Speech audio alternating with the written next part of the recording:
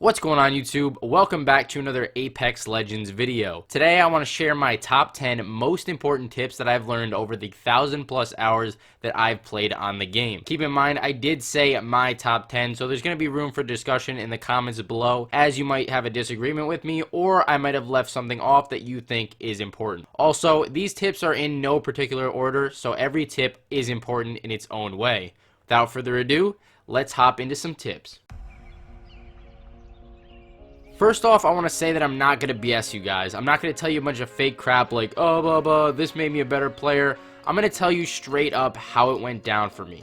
That being said, consistency for me was a huge thing that I needed to have in order to be at the top of my game at all times.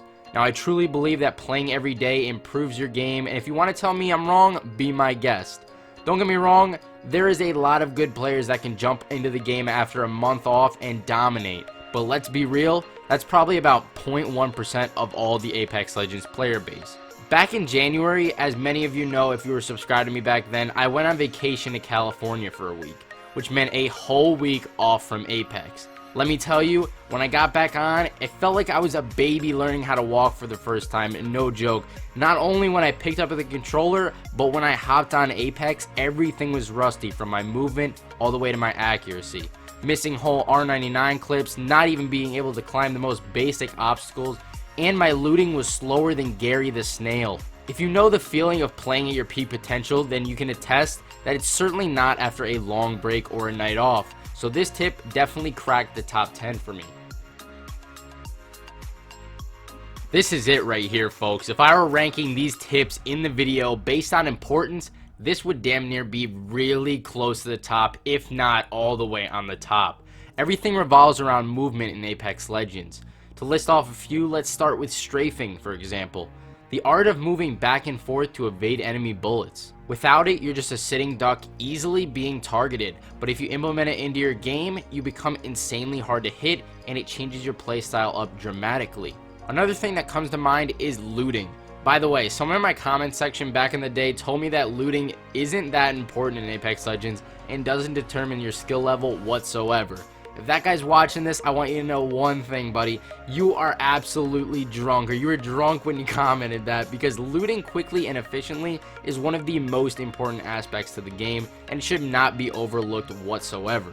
Without good movement, you would be looting slow and missing out on opportunities to get into and out of fights quicker. My main point is that whether it's wall jumping, bunny hopping, sliding, jumping, grappling, whatever the movement may be in Apex, it's extremely important and is definitely near, if not at the peak of my top 10 most important tips for Apex Legends. Another tip that easily cracks the top 3 would have to be accuracy.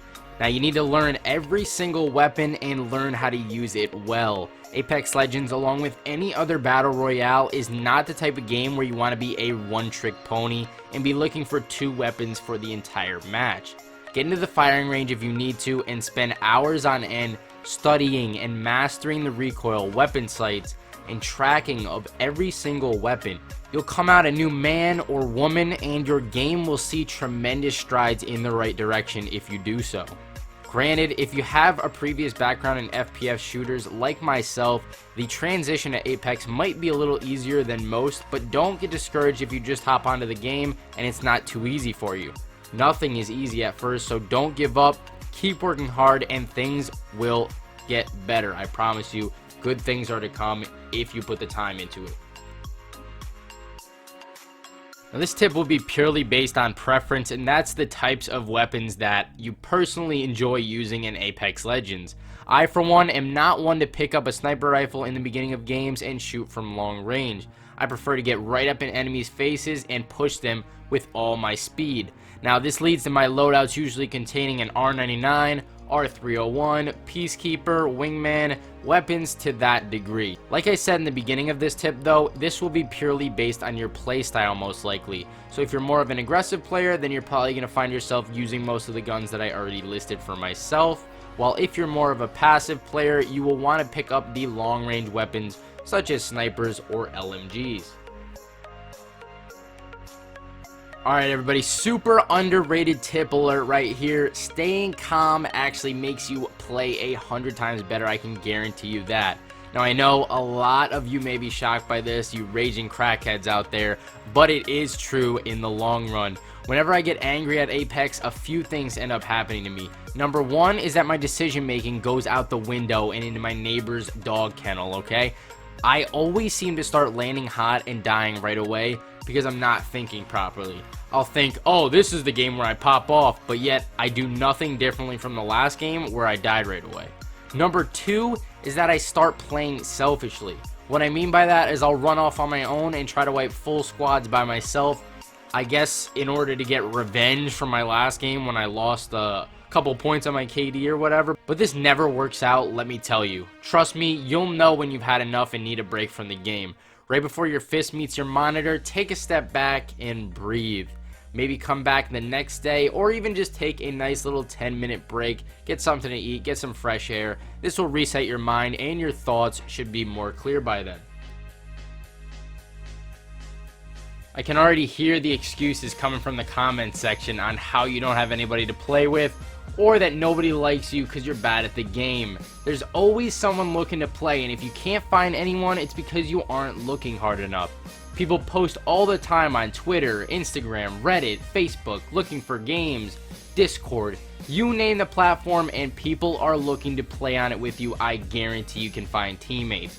Now that we have that all settled and done with, I will tell you that having good teamwork is absolutely essential in improving as an Apex Legends player overall, and it will also help you win more games in general for sure.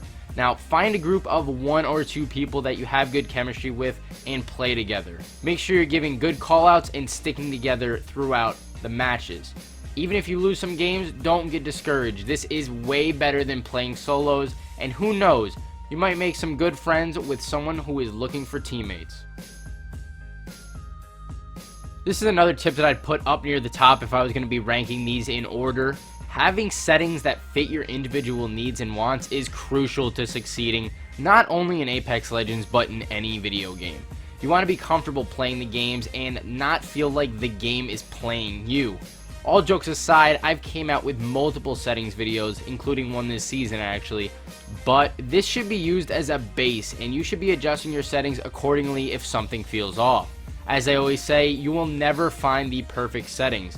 There's always going to be room to improve, no matter if it's your button mapping, sensitivity, or any other settings that you can think of. Just try and find the ones that you are most comfortable with. For example, earlier last month I was struggling really badly with my accuracy. I felt as if something had changed or if I couldn't hit any more shots anymore. I ended up doing some research on linear response curve, and all of a sudden, after some practice with it, I was hitting more shots than ever. This was a prime example of how different settings cater to different people, because a lot of players use a different response curve than me. This is one that everybody has been guilty of doing incorrectly at one point or another, and that is using your legend in the correct way. Now, I can't tell you how many times a teammate or myself has been a character with 0 mobility and ran up into a whole squad only to get demolished because they can't escape properly. Legends like Wraith and Pathfinder are going to be able to make it out of tough situations easier because that is what their tactical abilities cater to. Whereas legends like Crypto and Watson are going to have quite the hard time escaping if they get pulled up on in the wide open. A lot of this comes down to how you play as well. If you are an aggressive player, then you should use a character with more escapability. And if you prefer to play a bit more passively, then use a character that supports the team a bit more and can do damage from a distance.